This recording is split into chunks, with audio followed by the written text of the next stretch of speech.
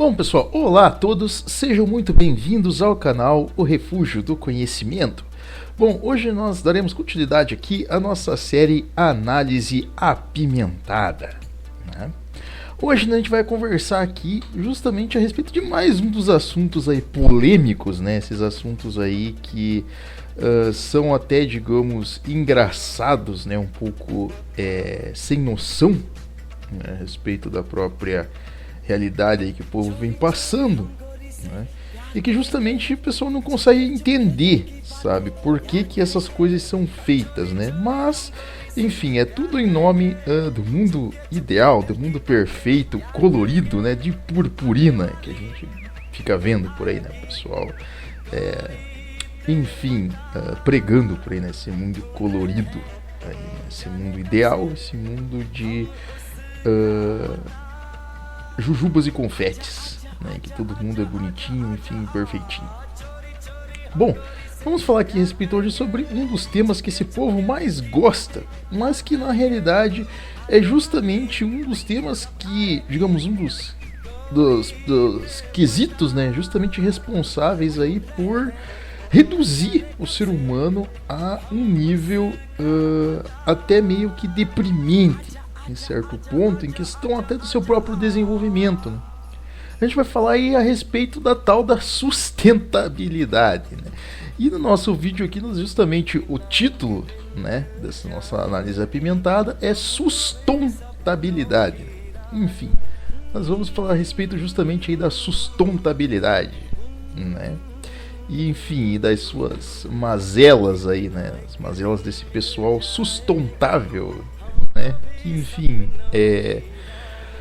prega aí pro mundo, né, que nós temos que seguir uma certa cartilha do que tem que ser feito, do que não tem que ser feito, para, enfim, termos aí, nos encaixarmos nesse mundo perfeito de jujubas e purpurinas. Bom pessoal, então se vocês querem acompanhar esse vídeo, permaneçam aqui, né, no canal, se inscrevam, aguardem por mais novidades, né, e vamos começar aqui a nossa análise. Bom pessoal, levando em conta toda essa questão da tal da sustentabilidade, esse pessoal aqui já se deu conta, né, ou alguma vez aí, em relação a como essas cartilhas, né, sobre aquilo que tem que ser sustentável ou não tem que ser sustentável, digamos assim, parece que influi em nossa vida, né, digamos ali no nosso convívio, né, enfim, familiar, no nosso convívio social entre as pessoas, inclusive no nosso desenvolvimento financeiro, no nosso desenvolvimento de vida, né, que parece que muitas vezes ele é afetado, uma coisa que é até um pouco engraçada, né, a gente fala aí sobre ter um mundo sustentável, né, mas uma coisa que é engraçada, que a gente percebe, é que essa palavra sustentabilidade, ela é tão vaga quanto a palavra igualdade. Quando a gente vê o que tem que ser igual, num termo direto, né, objetivo, filosoficamente falando, termo ali de realidade, né, um termo real, o que tem que ser igual e o que tem que ser, digamos, sustentável, o que é ser sustentável, entende? Então o termo em si já é vago, já abre um precedente para que alguma cartilha, algum maluco vá lá e diga para as pessoas o que tem que ser feito e o que não tem que ser feito para que, digamos assim, o mundo seja uma espécie de paraíso material. Mas quando a gente vê, parece que, enfim, a gente está regredindo ao invés de progredir. A gente pensa em questão de desenvolvimento. O que seria um desenvolvimento, vamos dizer assim, real para a humanidade? Né? Que o ser humano ele tivesse conforto.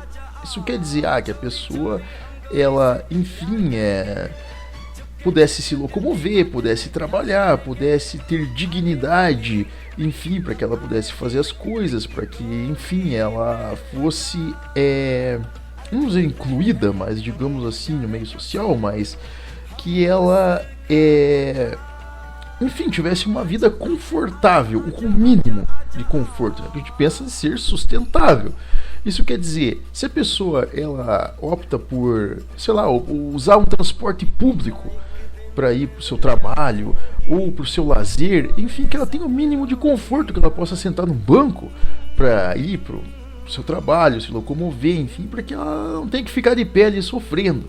A gente pensa em sustentabilidade nessa questão em relação a, obviamente, você ter locais de entretenimento, locais onde, digamos, haja uma, como a gente pode dizer assim, uma consonância entre o ser humano e o meio natural ao qual ele vive. Isso realmente é importante, coisa que inclusive existe em muitos lugares, em outros não, mas por questões aí locais, enfim,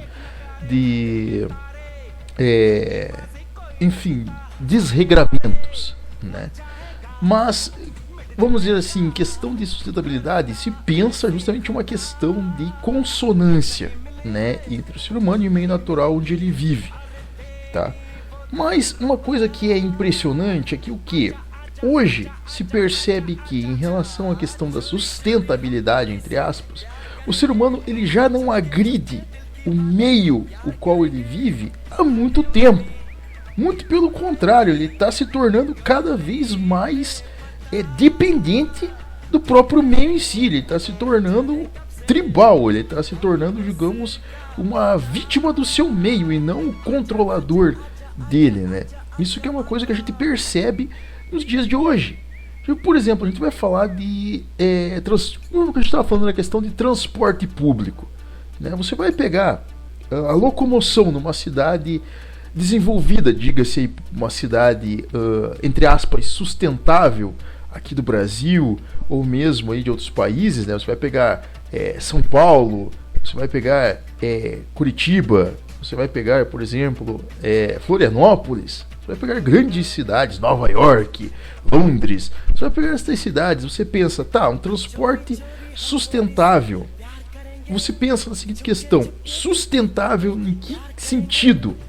Essa palavra tão vaga, você pensa em sustentável no que? Conforto e dignidade para o ser humano se locomover, ou sustentabilidade em relação a você ter uma espécie de projeto perfeito ambientalista para que, digamos, aquela cidade se adeque a algum tipo de cartilha global de como ela tem que se comportar materialmente, né? Como que aquela cidade ali ela tem que se regrar materialmente e, enfim, o ser humano que fique para segundo plano, que seja ali o famoso gado, né? Que é o que a gente vê hoje nas grandes cidades. Você vê prefeitos, políticos, enfim, pessoal aí da grana, gente aí que investe pesado nessa palavrinha chamada sustentabilidade, né? Que usam esse termo para criar uma espécie de lobby. Tá? Você vai pegar, por exemplo, questão de ônibus sustentável. Meu Deus do céu, o que é mais sustentável para o ser humano? O conforto de você ter um lugar num ônibus espaçoso para você ir para o trabalho, mesmo que movido a bendita da gasolina, né, do petróleo, ou a porcaria do ônibus, do micro-ônibus, movido a, sei lá, aí, combustível de garapa, né, que a gente fala álcool aí, né, combustível de caldo de cana, sabe, combustível de cana, no qual você não tem um lugar para você sentar, as pessoas vão de pé, espremidas para o trabalho, enquanto que a cidade está sendo sustentável. Olha que coisa bonita. Onde está a dignidade humana na equação da tal da sustentabilidade? Isso não existe. Tá? Vamos levar em conta outro quesito sobre a questão do que é sustentável. Vamos lá. Já pararam para perceber quando você vai na questão de um supermercado fazer uma compra, né, de algum produto? Muito bem, tá certo, sacolas se demoram para se decompor. Vamos pensar que no ambiente, inclusive coisas naturais demoram para decompor, sem o ser humano ele fazer nenhum tipo de modificação, né? Os próprios elementos químicos, o que existe na natureza, se decompõem com diferentes períodos, né? Inclusive matéria orgânica, algumas levam milhares, milhões de anos. O petróleo, mesmo não sendo beneficiado por mãos humanas, leva milhões de anos para se decompor. Tá? Ele leva milhares, milhões de anos para se decompor. Então, só por esse quesito já tem alguma coisa errada, né? Usar esse quesito, sacolas produtos à base de plástico demoram muito para decompor. Então você vai fazer compra no supermercado, você precisa de sacolas para você carregar as coisas, ou caixas, enfim, você não vai carregar as coisas na mão, erguendo e sabe-se lá como, né? Então qual foi a desculpa? Vamos criar sacolas com algum tipo de produto sustentável. Só que o que acontece? Esse produto sustentável que eles usam é matéria vegetal, ou seja lá o que eles utilizam, que, entre aspas, diminui a decomposição. Olha que besteira, né? Que se você pensasse em questão de ser igual, digamos ali, a própria natureza em si, você iria utilizar essas sacolas ali recorrentemente. Então, utilize a mesma sacola, traga a mesma sacola para o mercado. Não, vamos criar sacolas vegetais, vamos exterminar as sacolas de plástico e vamos criar as sacolas vegetais. Aí o que acontece? Você tem que pagar pela sacola vegetal. Olha que coisa impressionante. A sacola plástica é de graça, né? A sacola plástica você compra, você pega de graça no mercado para você colocar ali as suas mercadorias. A de vegetal você tem que pagar R$1,50, R$2, falando aqui em real, né? Dólares lá, você vai pagar não sei quantos centavos de dólar lá numa sacola vegetal, mas você está pagando. Você está criando uma espécie de mercado, você está criando um nicho em cima disso, né? Percebam bem. Então você está retirando um tipo de produção que, digamos, convencional, que gerava um conforto para o ser humano, uma dignidade, um conforto para o ser humano, está colocando outra porcaria no lugar, da qual o ser humano, inclusive, tem que ter um acesso financeiro para ter aquilo, e limita o conforto do ser humano. Em resumo, você está retirando o desenvolvimento do ser humano. Olha que coisa bizarra. Vamos pegar outra questão. Carros. Olha que coisa impressionante hoje sobre a questão da sustentabilidade. Vamos lá, você vai comprar um carro, por exemplo, hoje, olha que situação bizarra. Um veículo, óbvio que aqui não vamos levar em conta a questão financeira do Brasil, questão de impostos aqui, que é bizarra, mas um carro movido a motor de combustão, né, no caso ali, seja gasolina, seja diesel, álcool, enfim, ele tem um custo para ser fabricado. Obviamente, existe um custo na fabricação desse motor. Porém, é um tipo de motor o qual ele já vem sendo aperfeiçoado há cerca de 2 séculos. Já é um motor que ele tem aí um certo tempo já, né? Já era utilizado lá no começo ali do advento da industrialização, enfim, que criaram um motor a gasolina, combustão, e depois utilizaram esse motor aí em veículos, né? Depois esse motor ele surge nos veículos. Só que o que acontece? Você vê essa questão do motor a combustão, ele é barato, ele é viável para as pessoas para que você possa comprar um veículo. Vamos pensar, uma família ali cujo ganho mensal é de um trabalhador suburbano. Você olha para os Estados Unidos lá, ele tem a capacidade de comprar ali um veículo popular, que hoje no Brasil, infelizmente, o popular deles é esportivo pra gente, né? Quase de luxo. Mas as pessoas elas têm capacidade, mesmo que aqui no Brasil você tenha que comprar uma porcaria de uma marcazinha lá que só tem o volante, os pneus e seja o que Deus quiser, né? Mas você tem a capacidade de você comprar aquele veículo, de você poder utilizar aquele veículo no seu dia a dia, inclusive viajar, sair, torna a sua vida mais confortável e o custo também mais confortável para a pessoa, né? Então ela consegue se locomover. E se ela quer pagar mais caro, ter um modelo mais esportivo melhor, é do gosto da pessoa, é direito dela, uma escolha, é uma liberdade dela.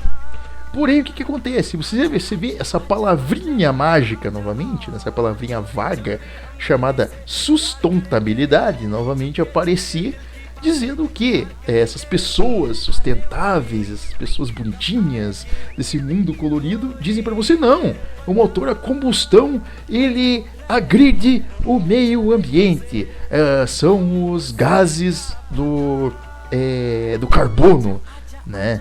O gás carbônico, né, que está destruindo a camada de ozônio, está superaquecendo a Terra. Primeiro, meu amigo, prove isso. Prove para as pessoas que esta porcaria é realidade. Prove que esta sua equação, que esta sua balela é realidade para as pessoas. Prove. Onde que está o buraco da camada de ozônio? Tem como apontar e dizer ali, tá ali, buraco da camada de ozônio. Não tem como mostrar isso. Então, o que ocorre?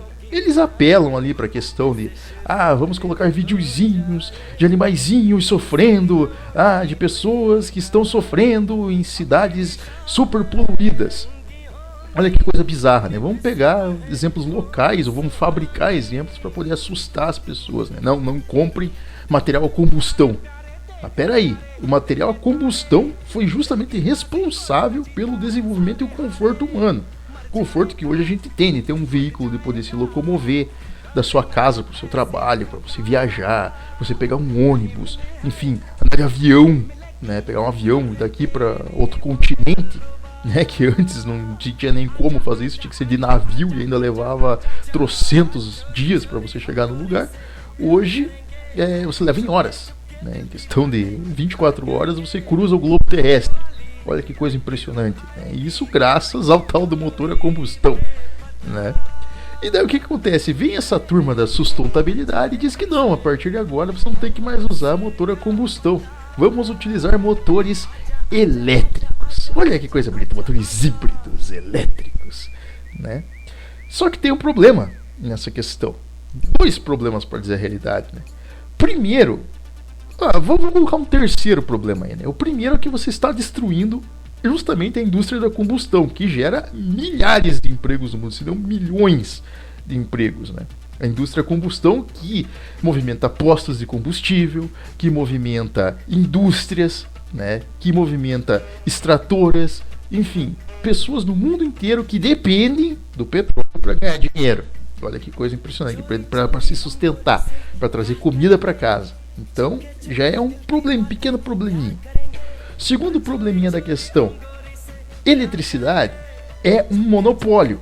Quando você olha para a questão de combustível, vamos botar isso na cabeça, olha que coisa impressionante. Desde a década de 50, 60, existe uma coisa chamada cartel. Existia, pelo menos, né? Até, vamos dizer assim, as leis antitrust nos Estados Unidos mudarem muita coisa e derrubarem o cartel. Que normalmente eram grandes empresas lá do hemisfério norte que, enfim, se juntaram e ditavam o preço do combustível. Acontecia uma guerra, o combustível sobe, a guerra acaba, o combustível cai. Enfim, tinha essa treta. E o que acontece? Passa um período, eles vão lá e regulamentavam o negócio. Só que o que acontece? Você abre espaço. Acontece que a lei antitrust vai lá e ela derruba essa questão. Entram outras redes, vira uma lambança toda, o combustível fica ali naquela coisa de aumenta, cai, aumenta, cai, aumenta, cai. Mas sempre está num valor médio e acessível para as pessoas. Embora seja às vezes um pouco mais caro, um pouco mais barato, mas acessível. Aí o que acontece? Vem um espertão e diz, não, vamos mudar agora pro motor elétrico. Só que o que acontece? O motor elétrico custa caro, muito caro. Não é um motor nada barato. E o que acontece? A sua manutenção ela é caríssima, o que torna inviável, digamos ali, o seu recondicionamento. Você tem que comprar um motor novo se aquele motor der problema. Olha que situação. Uma TV de LED, né? O pessoal já viu como é que funciona. Uma TV de LED, se ela estraga, não vale a pena você fazer o conserto dela. Você joga fora e compra outra. Porque sai mais caro o conserto de comprar uma outra. O motor elétrico é a mesma coisa. É um motor caríssimo. É um motor que não tem a mesma potência do motor a combustão. Então olha que situação. Você não tem a mesma capacidade para você fazer uma viagem, por exemplo, de longa distância. Vamos utilizar de exemplo aqui o Brasil, né? Para você sair, por exemplo, de uma grande cidade e você ir para o interior do país, você precisa de um carro potente. O brasileiro não pode ter carro compacto. Outra questão da sustentabilidade que a gente já vai falar. Mas o brasileiro não pode ter carro compacto. Por quê? Ele tem que se locomover a longas distâncias. Imagina, você vai pegar de São Paulo, por exemplo, para Belo Horizonte. Olha a distância que o sujeito tem que ir. Quantas horas de viagem um sujeito tem que ter para ir de São Paulo a Belo Horizonte? Ou, enfim, de Curitiba a Florianópolis. Ou Rio de Janeiro a, enfim, Belém do Pará. Olha a distância que o indivíduo tem que ter para ele ir de veículo. Tem que ser um veículo forte, tem que ser um veículo potente e tem que ser um veículo cujo motor suporte longas horas de viagem, coisa que o motor a combustão suporta. Você só reabastece ele, mas ele suporta. Agora o motor elétrico, ele não tem força, é um motor extremamente fraco, é um motor que ele tem a metade de potência do motor a combustão, ele não consegue ter durabilidade, ele se estraga muito mais fácil, é muito mais frágil, não suporta estradas longas horas de viagem e tem que ser recarregado com mais frequência do que o motor a combustão, dependendo da situação. É um motor que você precisa estar recarregando. E vamos levar em conta que não é todo lugar que você vai ter um carregador de bateria híbrida de carro elétrico. Olha cada coisa bizarra. Daí você chega a uma constatação sobre a questão do motor elétrico. Pare para pensar, é um motor que ele não tem acesso a pessoas de nível baixo. Isso quer dizer, não é um motor acessível a pobre. Vamos falar aqui no popular. Não é acessível a nós pobres. São motores extremamente caros. Então são veículos que não são acessíveis para as pessoas, somente para pessoas de grande poder aquisitivo, ou que, digamos, tenham uma capacidade enorme para poder bancar um veículo desses. Resumo da história. Você já vê por aí que é uma seletividade. Isso não é para melhorar o conforto do ser humano, para desenvolver o ser humano. Não, isso é para regredir o ser humano a um estado anterior a isso. Quer dizer, nós estamos voltando para o período então que o ser humano tinha que andar de carroça ou a pé, numa distância gigantesca, né? Enfim, e cuja as benesses, as coisas que, digamos, nos últimos 50 anos foram se tornando acessíveis a nós, se tornem agora inacessíveis. É como você dar um doce para uma criança e depois você tirar. Olha que coisa bizarra, né? E voltamos à questão aí também dos veículos. Qual que é a ideia hoje? Do veículo conceito sustentável. Tem que ser um veículo feito a partir de metais frágeis, metais que não podem ser ferro, não podem ser aço, metais que, digamos, necessitam de forjas, né? Necessitam de uma fabricação e de uma extração maior, mas que tem uma durabilidade maior e um conforto maior. Vamos fazer veículos de alumínio, das matérias, quase de matéria vegetal, né? Fibra vegetal. E vamos fazer fibra de carbono. Olha só que coisa impressionante. O próprio carbono que eles falam, né, que é tóxico, o mesmo carbono que eles usam para fazer veículos, né? Enfim, veículos extremamente frágeis e, por serem conceitos, são compactos. Olha que coisa impressionante. Veículos sem design, veículos sem conforto, sem potência, enfim, sem tamanho e sem durabilidade. Resumo, você está fazendo o produto 100% degradável, 100% destrutivo, 100% ali que, digamos assim, é destrutível, 100% destrutível. Então é uma coisa totalmente insignificante, né? E, enfim, enquanto isso, eles fabricam veículos ainda de qualidade, bons, né? Com motores melhores, para as pessoas que têm melhor poder aquisitivo. Resumo da questão: cai na mão do coitado do trabalhador uma porcaria de carro compacto, sem durabilidade nenhuma, sem conforto nenhum, sem nenhum atrativo. Aquela porcaria que a gente vai ter que utilizar a vida inteira dele, e sabe-se lá por quanto tempo, né? Que daqui a 2, 3 anos vai ter que comprar outra porcaria dessas, porque aquela ali não vai durar muito tempo. Resumo, né? Quando você pega essa questão de sustentabilidade, seja o que for, em qualquer matéria, vamos pegar, utilização ali de locais, por exemplo, planejamento urbano, coisas desse tipo, é tudo uma lambança, é tudo um simples marketing, uma simples hipocrisia.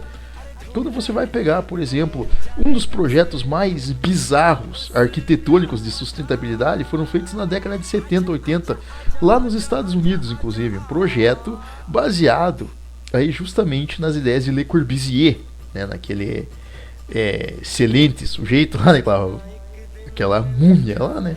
Enfim, assim como também de Bauhaus e outros, né? Que é o que? Você colocar várias pessoas dentro de apartamentos, né? Pessoas que viviam ali em comunidades, em casas as quais elas construíam, né? Esse experimento foi feito lá nos Estados Unidos, né? Em subúrbios. O que acontecia? Eles iam lá, construíam casas, digamos assim, meio desreguladas, né? Como hoje a gente vê aqui no Brasil, as ditas favelas, né? Aqui no Brasil, aquelas casas desreguladas que não batem bem uma com a outra, mas que geram uma espécie de ambiente próprio, né? Diferente daquela consonância às vezes modernista, progressista, enfim, o termo que use. E a ideia desses arquitetos aí, baseados em Bauhaus, enfim, Le Corbusier, foram lá e criaram a tal da porcaria do Pombal. Eles foram lá e inventaram uns 3, 4 blocos de apartamentos com 20 andares, lá 30 andares, e colocaram toda essa turma lá dentro para viverem dentro desses pombais. Você pensa, tá, talvez melhorou, né? Nossa, planejamento sustentável, não tem mais favela, enfim, não tem mais, vamos dizer assim, aquele tipo de ambiente. Mas você cria um outro ambiente pior do que aquele ainda. Que é o quê? Essa questão da poluição visual. Você criar simplesmente algo utilitarista, algo que, digamos, não se adequa ali ao conforto humano. Você retira o conforto daquelas pessoas que elas estavam expandindo aquelas casas irregulares e coloca elas dentro de um pombal para elas morarem. Passa 2, 3 meses, enfim, passam anos, né, 5, 6, 7 anos, o que acontece? O nível de criminalidade nesse lugar aumenta, dispara exponencialmente, assassinatos, crimes, pessoas com depressão, suicídios, tipo coisas terríveis acontecendo no lugar. As pessoas começam a debandar desses locais, botam para vender esses apartamentos, que não deram certo, inclusive muitos foram abandonados, e iam para outras cidades, embora. Porque o que acontecia? A vida deles se tornou um inferno. Resumo da história: onde que está a sustentabilidade e o desenvolvimento nisso? Lugar nenhum, entendeu? Deu para quem ganhou dinheiro construindo aquela porcaria ali, mas que no final não tem utilidade nenhuma. Eles tiveram que inclusive implodir aquelas porcarias daqueles prédios passados 20 anos.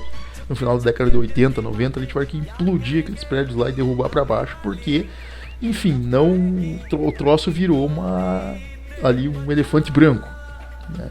Aí que a gente entra nessa questão do termo sustentabilidade, ou sustentabilidade, né? Em via de regra, né, concluindo essa questão, sustentabilidade não tem nenhum sentido na nossa vida aí como seres humanos. O que tem sentido, sim, na vida humana é engenharia, é organização. Isso tem impacto na vida humana. Por exemplo, vamos pensar aqui em engenharia ambiental, por exemplo, né? O ser humano ele é capaz de criar ambientes em locais onde esses ambientes não existem, para o pessoal ter uma ideia. Se o ser humano quisesse, com a tecnologia que nós temos, você é capaz de conseguir transportar um ambiente todo de um local para outro, recriar um bioma, inclusive em outro local, talvez um pouco mais limitado, ou com alguma característica diferente, mas você consegue recriar esse bioma ou transportar esse bioma para outro local, tá? Levando-se simplesmente em conta a questão do clima, a questão ali de temperatura, bem simples.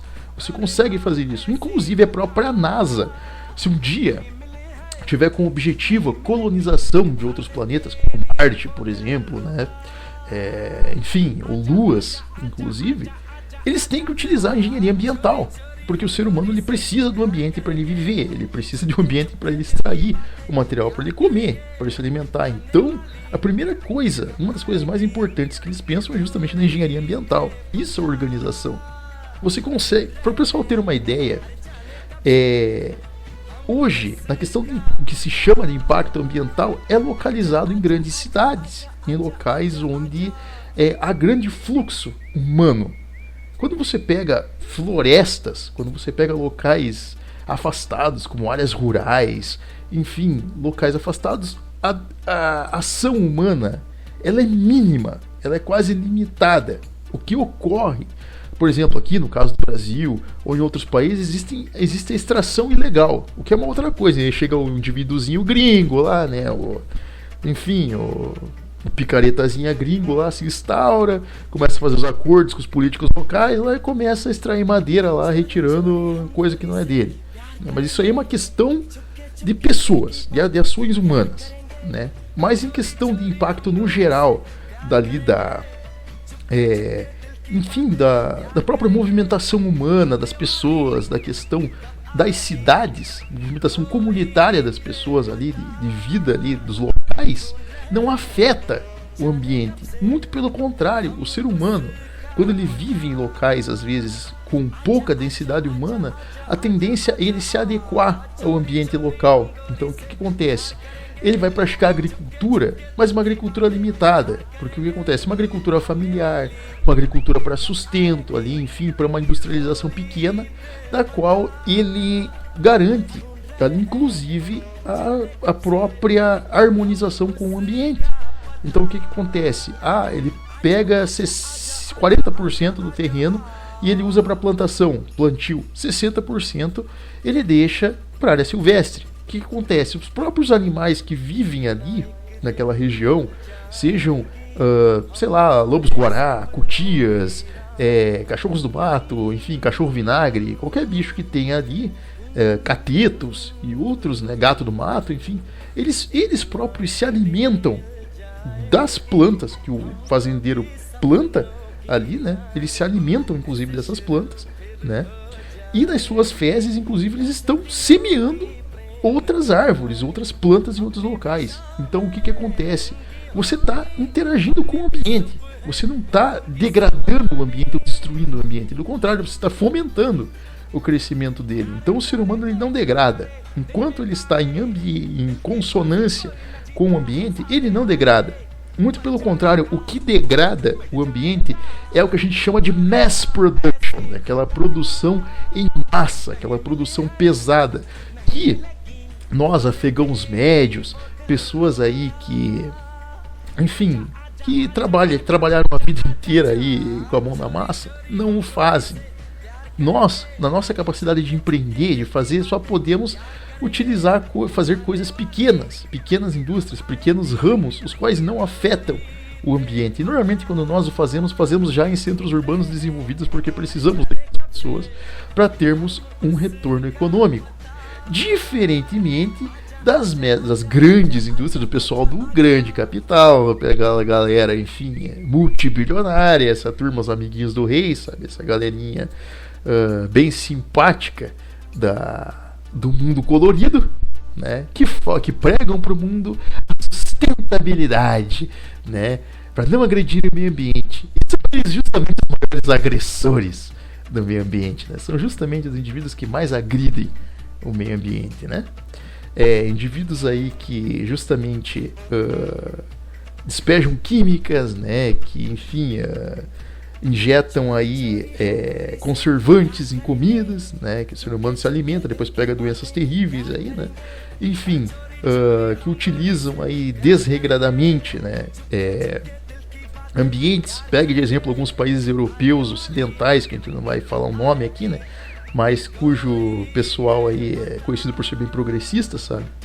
Que falam que os países de terceiro mundo não cuidam, né, de suas florestas, mas que destruíram 100% de suas florestas para criarem usinas de carvão.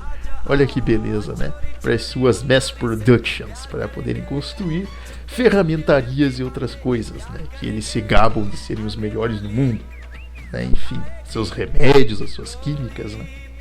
Mas, em realidade, né, para pontuar essa questão, sustentabilidade é igual a hipocrisia, no mais acentuado dos níveis, né? Quando o pessoal pensa nessa palavra, fuja, tá? Pense sempre em organização, engenharia.